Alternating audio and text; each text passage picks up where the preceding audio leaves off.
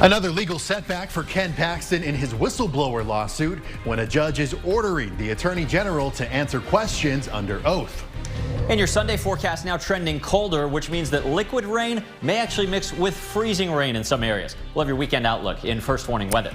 A shocking sight in the skies over Miami after a plane caught on fire, what investigators say may have started the mid-air inferno.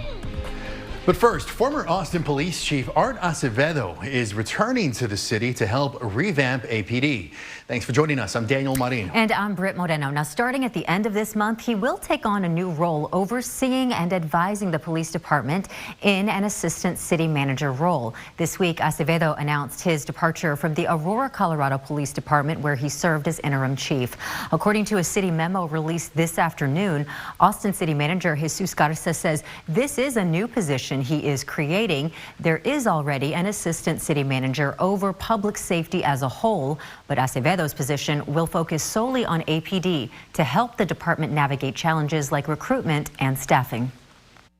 Because of the significant changes and positive changes that we need to make over there, I believe it requires that special focus. Now, some council members don't agree with the choice to bring Acevedo back. Tonight at 6, public safety reporter Brianna Hollis will tell us about those concerns and provide more details on Acevedo's history, both here in Austin as well as other departments. A Travis County judge today ordered Texas Attorney General Ken Paxton to answer questions under oath next month. Now, we have told you Paxton's legal team tried to end the lawsuit without the Attorney General having to sit for a deposition.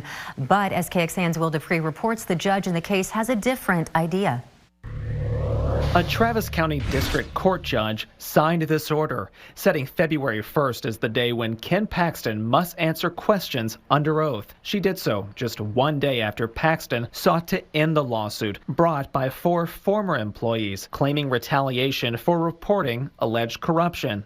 TJ Turner represents one of those whistleblowers. I think the last thing Ken Paxton wants to do is put a hand on his Bible and tell the truth, and he's going to avoid that at all costs. Paxton's filing highlighted his belief that he did nothing wrong, noting that the Texas Senate cleared him in his impeachment trial. Still, Paxton's lawyers wrote his office hereby elects not to contest any issue of fact in this case and elects not to dispute the plaintiff's lawsuit. That shocked one of the men suing Paxton, who sees it as vindication. And this is a total 180 that Ken Paxton's done. He is now saying he is not contesting our facts. The impeachment trial was based on our allegations.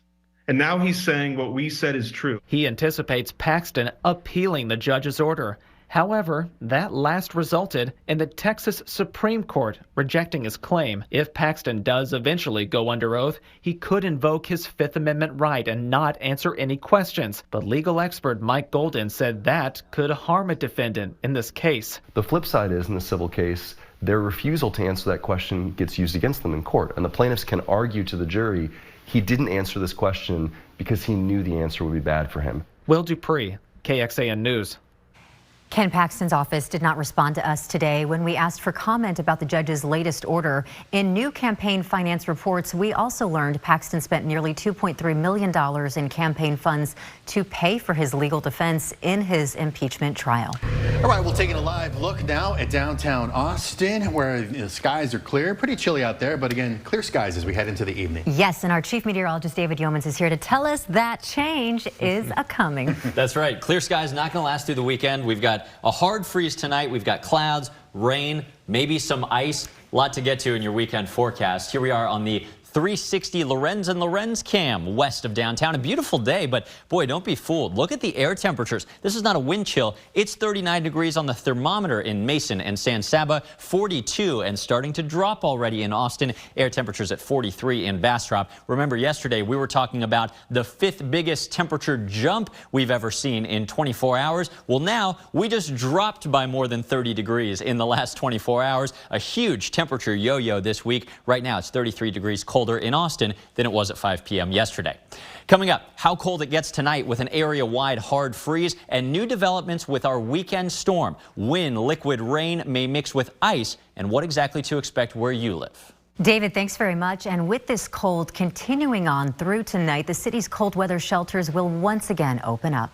Registration for a spot opens up at 6 p.m. at One Texas Center on Barton Springs Road. The city says since the start of our first round of bitter cold last Saturday night, the shelters have fed and housed over 2,200 people across 7 shelters. In other news, the Biden administration is canceling $5 billion in debt for 74,000 borrowers, now many of whom have worked in public sector jobs for over a decade. President Biden says 44,000 of the approved borrowers, including teachers, nurses, and firefighters, are having education debt wiped clean after 10 years of service. This is the latest round of loan forgiveness efforts after the U.S. Supreme Court struck down the White House's larger student debt relief plan last year. Now, since the ruling, the White House has launched a series of smaller relief programs.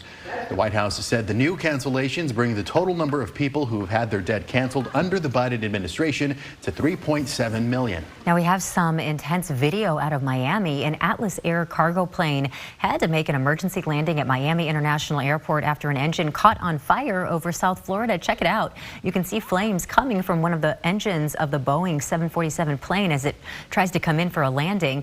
Atlas Air issued a statement confirming the plane landed safely after experiencing an engine malfunction soon after departure from MIA. Now, the statement went on to say, "And Atlas safety is always our top priority, and we will be conducting a thorough inspection to determine the cause."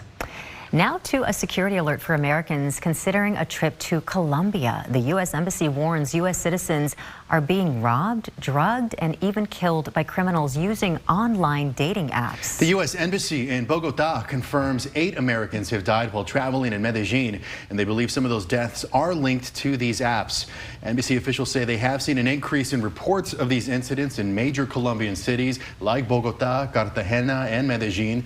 A local prosecutor says one American traveler was kidnapped during a date and held for ransom.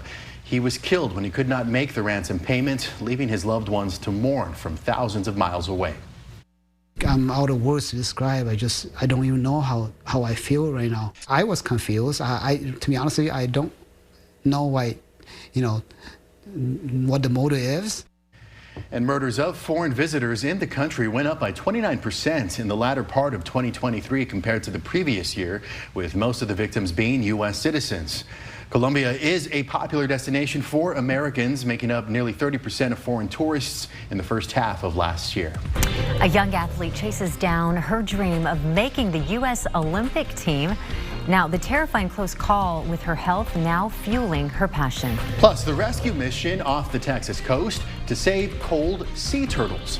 And an other worldly sight in the Northeast, the frozen wonderland in sub-freezing temperatures. Actor Alec Baldwin is headed to trial over the deadly shooting on the Rust film set. Baldwin has been indicted by a grand jury on a charge of involuntary manslaughter after special prosecutors received a new analysis on the gun that was used.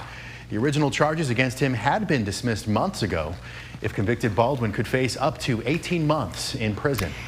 Carolyn Jackson, a pioneer of Austin television and a KXAN legend, has died. If you tuned into this channel back in the 1960s and 70s, chances are you caught the Carolyn Jackson Show, where she interviewed some of the biggest Hollywood stars of the era, like Richard Pryor, Gene Wilder, Jane Fonda, and the Star Wars cast. The Austin Broadcasting trailblazer was also a member of one of the first broadcasting degree programs at UT. Well, where to go to college? It's already a big decision for high school seniors, and now a growing trend shows how many students are considering the state's political leanings before making their decisions. NBC's Savannah Sellers spoke to a college admissions counselor about what soon-to-be grads are looking for. We're seeing in polling that over 70% of students are factoring state politics into their decision about where to go to school. What's your reaction to that?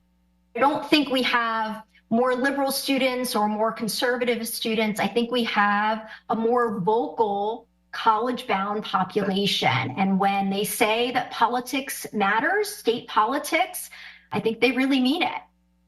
Well, coming up next on NBC Nightly News, you're going to hear from a student who is grappling with her decision. Well, temperatures were much colder today, but our official high temperature will go down in the books at just 55. Thing was, that happened at 12:02 a.m. before the front really brought the cold air our way. Coming up, I'll show you which day this weekend we spend in the 30s and examine the little threat of some icing where you live.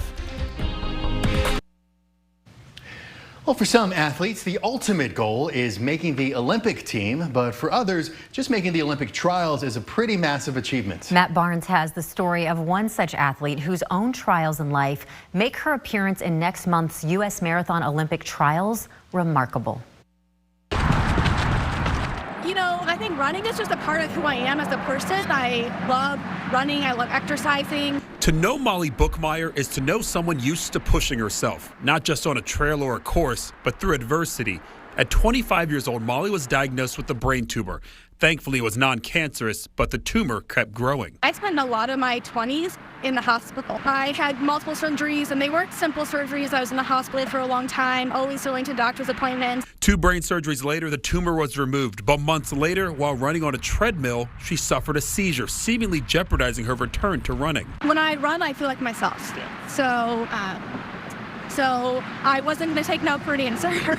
And she didn't. Molly got back to training, but then another setback. In 2017, her husband, Eric, was diagnosed with testicular cancer just weeks after their wedding. I think seeing him struggle was way harder than going through my own struggles. Watching somebody you love fight for their life is really difficult. As he battled and recovered, Molly used running first as a way to relieve some stress. But soon, her love of competition kicked in, and she set the goal of qualifying for the Olympic trials in 2020 as a way to honor her husband. Whether I'm fast or not fast, that would not change my love of running. But to be able to go out there and run at a high level is something really special. An injury kept her out of running those trials ultimately, but now 4 years later, she's qualified again and ready to realize her dream fulfilled. I feel like if I go out there and give it everything that I have, and I'm not afraid of like racing, the best women in the country, if I do that, I think I'll be proud of myself.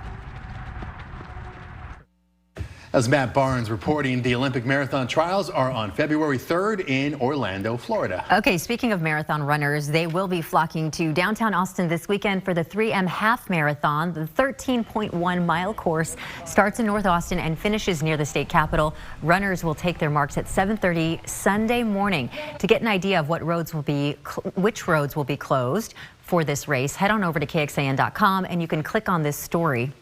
And turning now to weather, David, we're expecting some more cold temperatures headed into the weekend. Would have been nice to have yesterday's weather on Sunday for the runners. Yes. It would. Yeah, but it looks dry. There won't be much of a headwind or a tailwind. I think the weather on Sunday morning could be worse for a half marathon. So I think you're going to do great out there. Let me take you outside where it is pretty, but it is also pretty cold. Here we are on Lake Travis, where the level is 51 feet below its full elevation. That's why you see such an exposed shoreline. It's sunny on the Oasis Cam and beautiful, but 44. Cold north winds have been blowing all day, still gusting up near 30 miles an hour in Giddings, over 20 miles an hour in parts of the hill country. This is already producing a little bit of a wind chill factor. Feels like 41 in Austin, not terrible, but it already feels like freezing or even colder in Milam County, Lampasas, San Saba. These wind chills are going to be bottoming out in the teens, maybe even close to 10 degrees tonight.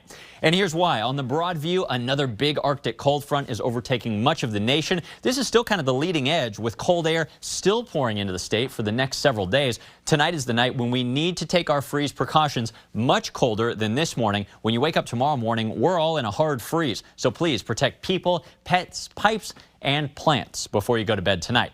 We'll get to the exact temperatures in a moment, but what's really piquing my interest this weekend is this storm system. We gave you your first warning on this and the heavy rain potential with it Sunday night into Monday days ago. Now it's pulling our way, and now there's some question of how quickly the warm air blows in and if some cold air is still around, if you catch my drift. So let's dive in. Clear skies, cold and windy tonight. Nice otherwise for your plans. Tomorrow starts off sunny, but then clouds increase gradually through the afternoon and evening. It still looks dry, though, for all of your plans on Saturday. Sunday morning, marathon runners, it'll be close to freezing cold, but dry and not windy under cloudy skies. But watch what happens thereafter. As I mentioned, the temperatures on Sunday are trending colder. So as some light rain from that Pacific storm starts to develop, there's now an outside possibility of a little light freezing rain or sleet, shown by the pink color, mainly north, we think, of downtown Austin. Should be real isolated late morning, but then as rain becomes a bit more widespread across our area, Sunday afternoon rather, Sunday evening may also see a couple little areas of freezing mist and drizzle, mainly north of Austin, not creating a big problem on the roads. We're quite sure of that at this point, but we may see some elevated objects like a patio or a car windshield get a little bit of icing on it. After that time, and again, not a big winter storm at all, temperatures will warm area-wide on Sunday night as warmer air blows in, rain and thunderstorms become heavier, and this continues with a couple inches of rain possible just Sunday night into Monday morning. That is the beginning of a stormier weather pattern which will last for several days. Temperatures are going to be crucial on Sunday, and it's kind of a toss-up right now. We actually wake up in the mid-30s on Sunday in Austin, but as light rain starts to fall, that can actually cool the atmosphere via evaporative cooling, and that might mean we end up 33, 34 with some light rain falling in some areas on Sunday afternoon. Please stay with us for updates on that little icing potential Sunday afternoon. Then temperatures slowly warm by Monday morning. I mentioned a couple inches of rain Sunday night. More storms are on the way next week, and that could mean a good 3 to 4 inches of rain for many, especially from Austin eastward over the next 7 days. Tonight, 26, that's a hard freeze, plus the winds making wind chills in the 20s. Skies are clear, but then they cloud up late tomorrow, 43, but dry for your Saturday plans. Look at this, temperatures warm gradually as a wet weather pattern returns, watching out for a little bit of freezing rain on Sunday, but then just liquid rain and thunderstorms Monday, Tuesday, and Wednesday. David, thanks very much. Well, some sea turtles are being nursed back to health after being rescued from cold waters along the Texas coast. When the water gets too cold, sea turtles can become lethargic and lose their ability to swim. This can cause them to float to the surface, which could put them at risk of boat strikes or becoming stranded on the shore. The Texas Parks and Wildlife Department says the cold-stunned turtles will be nursed back to health before their release back in the wild. Well, the chill that we're seeing in Texas is also being felt around the country. Check this out. This may look like images from an alien world, but these videos actually captured mist from the Great Falls in New Jersey, frozen by the sub-freezing temperatures. You can see the mist frozen in time. You can also see ice-covered trees, benches, and lampposts. We can see more images like this with frigid temperatures still blasting much of the U.S. and expected to continue throughout this weekend. So it could always be worse than what we're getting here, right? Well, how an unlikely hero jumped into action to save a man's life after he fell through an icy lake. Right now, 2 stories affecting students, including who will be eligible for the billions in student loan forgiveness announced by the president. Also, why more college applicants are factoring reproductive rights laws in choosing where they're willing to attend on Nightly News. Well, this week, senators in Washington heard from people affected by long COVID, those lasting impacts for some patients like fatigue and brain fog. Lawmakers are trying to understand what causes long COVID, a series of lingering symptoms affecting a small number of COVID-19 patients. Those symptoms include trouble concentrating, headaches, and breathing problems. Patients told lawmakers on Capitol Hill about how their lives have been upended by the illness. I was a healthy runner for nearly 2 decades. What started as a mild illness progressed over weeks with an increasingly scary set of symptoms. The symptoms of long COVID are not minor inconveniences. They are debilitating conditions that affect the ability of people to work, to care for their families, and to live full lives. And according to the National Institutes of Health, those long-lasting symptoms have cost the U.S. around $336 billion since COVID arrived. It's unknown how many people actually suffer from long COVID. Congress already approved funding to help as part of a pandemic-related bill. Bipartisan legislation has been introduced to further help people living with long COVID, but that has not yet been passed. A 65-year-old Michigan man is safe today after crews rescued him thanks to his best friend, his dog Ruby. Yesterday, Michigan State Police came to this frozen lake to rescue the man who fell through the ice due to these icy conditions. A police trooper, of course, couldn't walk out very far, so he enlisted an ally. The man's dog dog, Ruby. Now, Ruby carried a rope to her owner, which allowed the trooper and a firefighter to pull the man out of the ice. The victim was taken to a local hospital and released a short time later. Well, coming up tonight on KXAN, we have an episode of Transplant starting at 7 and then a new episode of Dateline at 8 o'clock before we're back with KXAN News at 10. You can join us an hour earlier for KXAN News at 9 on CW Austin, and here is where to find us over the air or through your television provider.